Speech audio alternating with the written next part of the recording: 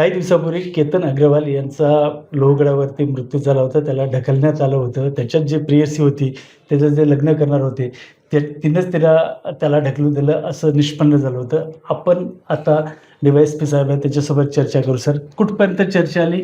का कुणाकुणाला आतापर्यंत तुम्ही आणलंय? यामध्ये आतापर्यंत आपण जे काही आम्हाला आवश्यकतेनुसार आम्ही काही लोकांकडे चौकशी केली आहे, काही जणांचे जबाब नोंदवलेले आहेत आणि यामध्ये जे काही पुरावे आहेत ते गोळा करणं चालू आहे. आतापर्यंत किती लोकांना तुम्ही इथं चौकशीसाठी आणलं? काल आम्ही सियाच्या भावाला साहिलला जबाबाला चौकशीला बोलवलं होतं. आज सियाच्या आईवडिलांनी चौकशीला बोलवलं. मित्र कुटुंबालाही तुम्ही बोलावलं तर म्हणतात असं कळतंय.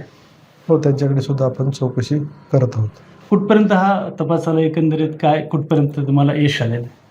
आतापर्यंत तर आपल्याला बऱ्याच गोष्टीमध्ये माहिती मिळालेली आहे आणि तपासाच्या अनुषंगाने आपण योग्य दिशेने चाललो होतो. कितीपर्यंत जवळ 28 तारखेला तिला जे आहे ते दोन्ही आरोपींना कोर्टात हजर करण्यात येणार, त्याच्या अगोदर हा पूर्ण होईल का तपास? 28 तारखेपर्यंत जो तपास होईल तो मान्य न्यायालयापुढे सादर केला जाईल आणि त्यानुसार परत पुढची दिशा ठरवली जाईल. 7 दिवसाची त्यांना पोलीस कोठडी देण्यात आली होती. मात्र ते झाल्यानंतर आता उद्या किंवा परवा 2 दिवसात सगळे आरोपी जे आहेत ते परत कोर्टामध्ये सादर करणार आहेत. त्याच्यानंतर जे काही निर्णय होईल तेच आता बघणं औत्सुक्याचं ठरणार.